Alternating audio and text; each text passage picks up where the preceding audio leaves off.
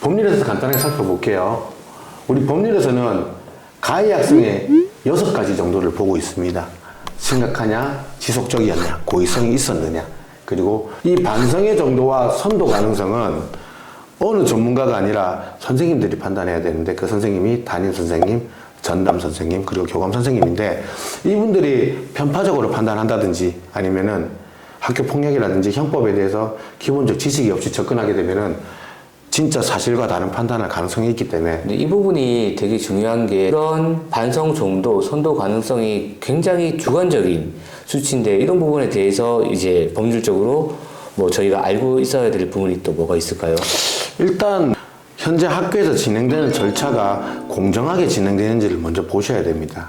제가 학교폭력 사건을 상당히 많은 건을 진행하면서 느꼈던 거는, 거의 대부분의 아이들은 자기한테 불리한 얘기는 부모님한테는 하진 않아요. 부모님 잠깐 나가 계시라 그러고 따로 아이랑 한 2-3시간 얘기해 보면요, 정말 많은 얘기가 나와요. 그러니까 가만히 있었냐라고 막 뭐라 하지 말고 먼저 아이의 진실된 얘기를, 팩트를 한번 체크해 봐야 되고, 우리 아이 말만 믿지 말고 주변 친구들의 얘기를 들어봐야 되는데, 주변 친구들 만날 때 조심하셔야 될 거는 절대 부모가 없이 아이를 직접 만나서는 안 됩니다.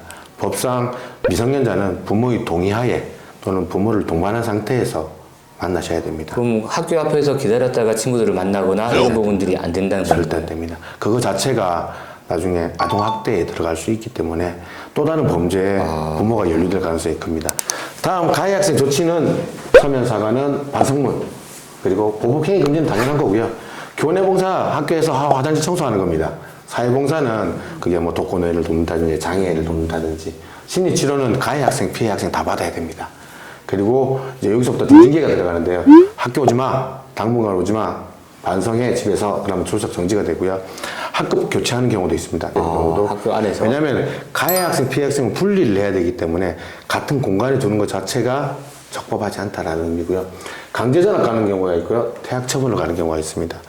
우리나라 같은 경우는 의무교육이 언제까지인지 혹시 아십니까? 중학교까지 그렇죠. 알고 있습니다. 의무교육 같은 경우는 퇴학이 안 됩니다. 강제 전학이 가장 중징계가 되는 거고요. 고등학생이 이제 퇴학 처분을 받게 되는데, 실제 강제 전학 간 사례를 몇 차례를 봤는데, 우리나라 교육청에서 관련 법상 9를 넘어가야 전학을 갈 수가 있습니다. 남구에서 살던 사람은 중구나 울주군으로 이사를 가야 됩니다. 그러니까 이게 굉장히 생각보다 단순히 학교 옮기는 문제가 아니에요. 아니, 이사를 안 가고 학교만 옮길 수... 쉽지가 않아요. 그렇습니다. 예, 전학의 절차가 그렇게 쉽지도 않고, 두 번째로 받아주는 학교가 잘 없어요. 왜냐하면 그 학생생활 기록부에 다 기재가 돼버리기 때문에 어느 학교에서 문제 학생을 받으려고 하겠습니까? 쉽지가 않아요. 그러니까 굉장히 중징계가 되거든요. 경징계하고 중징계하고 학생 기록부의 기록도 틀려지는 건가요? 예, 기재가 되는 건 동일하게 기재가 됩니다. 근데 경징계 같은 경우는 졸업할 때 삭제가 되고요. 중징계 같은 경우는 졸업하고 2년이 지나서 삭제가 됩니다. 근데 이게 고등학생 같은 경우는 경징계도 무시 못하는 게, 대부분 졸업하기 전에 오문서를 놓고 우리가 면접 인터뷰를 하러 가지 않습니까? 대학 입학할 때 말씀하시는 그때 거죠? 생활 기록부를 들고 가야 되는데, 그때 경징계가 적혀 있으면 감점 요인이 됩니다. 그 다음은 피해 학생 조치, 가장 중요한 겁니다. 심리 상담 조언 가장 먼저 이루어져야 되고요. 보호도 해줘야 되고요. 치료도 해줘야 되고요. 요양도 해줘야 됩니다. 진짜 급박한 경우에는 당장 반을 바꿔서라도 학업에 지장이 없도록 해줘야 되고, 방금 요러한 같은 경우가 피해 학생은 비용 부담하지 않으셔도 됩니다. 학교에 안전보험 다 들어가 있어가지고요. 또는 학교에서 안전보험이 미비하다, 협조가 덜하다, 교육청에 바로 신고하시면은 다 관련 처리해 줍니다. 전혀 몰랐다고 그러는데, 뭐 심리 상담해 주시는 분이 심리도 상담해 주시고, 그리고 그런 부분에 대해서 다친 부분에 대해서 치료나 이런 부분까지도 국가에서 다 지원을 해주는 건가요? 네, 그렇죠. 다음, 사건의 당사자입니다. 혹시 보시기 전에 우리 사회자님, 당사자가 누가 있을까요?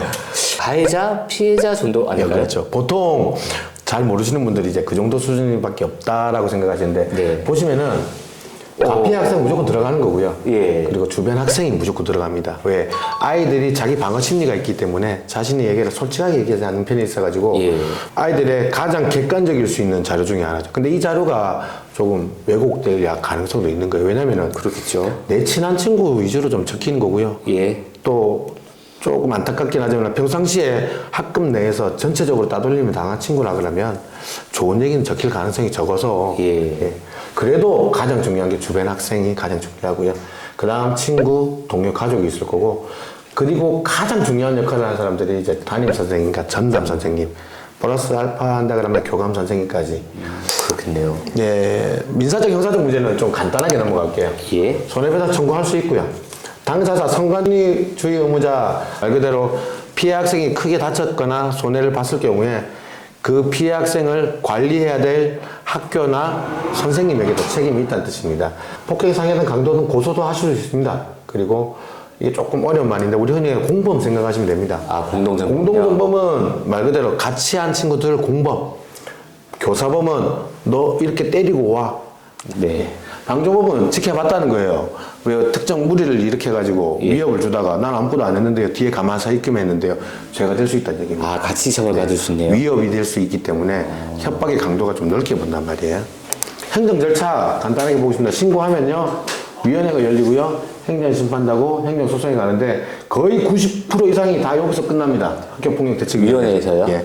여기서 처분받고 미안합니다. 잘못했습니다. 또는 학교장 재량에 따라 여기도 가기도 전에 서로 화해하고 피해 보상 서로 해주고 합의 보고 끝나는 경우가 대부분이고 간혹 이제 한 10% 20% 정도는 행정심판 쪽으로 가고 행정소송으로 가는 거는 1% 2%가 채 안 됩니다. 2019년도 이후로 특이하게 생긴 게 이제 학교장 자체 해결됐어요. 예전에는 학교장은 학교폭력이 신고가 되면은 무조건 학교폭력 심의위원회를 열었어야 돼요. 아, 학폭이 우리가 흔히 예, 학폭위를 무조건 열었어야 돼요. 사회적으로 비용이 발생한다 또는 불필요하게 그렇군요. 분쟁을 예. 발생시킨다 해가지고 학교장이 한번 머리 맞대고 한번 해결해 보세요라는 절차를 만든 거예요. 그게 법이 만들어진 지 이제 3년이 좀 지났고요. 이제 심의위원회를 열거나 또는 피해 학생이 나 동의하지 못해 무조건 열어줘 그러면 심의회가 열려가지고 처분이라는 게 들어오고 이제 가피 학생에 대해 처치 결과가 통보가 되고 여기에 대해서 내가 부당하다 싶으면 심판과 소송을 하는 겁니다. 제가 이제 마지막인데요.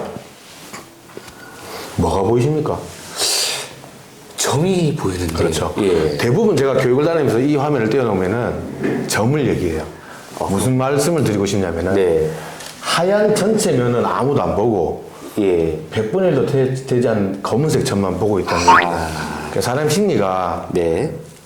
정말 객관적이지는 않은 것 같아요. 특히나 내 아이를 바라볼 때 또는 내 친한 친구를 바라볼 때는 객관적이지 않다 보니까 조금 더 넓게 다양한 관점으로서 다양한 형태로서 시각으로서 아이를 먼저 봐주고요. 내 아이도 같이 봐주고 이번 기회에 내 아이에 대해서 진솔하게 대화하는 기회도 한번 가져봐야 돼요. 가해 학생이 됐든 피해 학생이 됐든.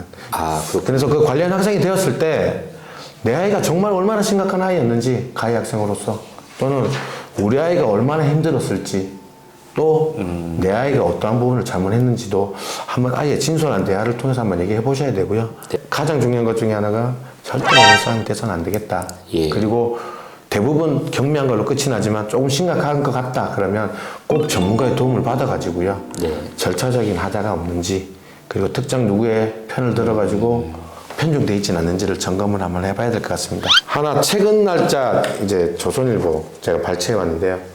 학교 폭력 불복 소송은 90%가 가해 학생이 하고 있어요. 무슨 말이냐면은 피해 학생도 행정심판을 제기할 수 있거든요. 재심 또는 행정심판을 할 수 있는데 가해 학생 처분이 너무 작아요. 나는 이렇게 피해가 큰데 왜 저거밖에 안 받아요? 네. 그런 아이들은 거의 10%고요. 대부분 나 이만큼 안 때린 것 같은데 나 이만큼 안 가해 괴롭힌 것 학생들이, 같은데 예. 이것만 보고 판단해 보면은 내 아이랑 상담을 할 때 아, 내 아이가 친구를 괴롭혔을 수도 있겠다. 우리 아이로 인해서 친구가 많이 어려웠을 수도 있겠다를 먼저 전제해 두고 네. 예, 물론 선입견은 안 좋겠지만요. 그렇게 좀 열린 마음으로 대화를 했으면 좋겠다라는 생각으로서 교육을 마쳐봅니다. 오늘 좋은 말씀 너무 감사드리고 근데 이렇게 보내드릴 수가 없는 게 저희가 사전에 조합원님하고 직원들에게 좀 궁금한 점이 없는지 한번 사전 조사를 좀 받았습니다. 그래서 그 사항들 중에서 몇 가지만 간단하게 Q&A 시간을 가져보도록 네, 알겠습니다. 하겠습니다.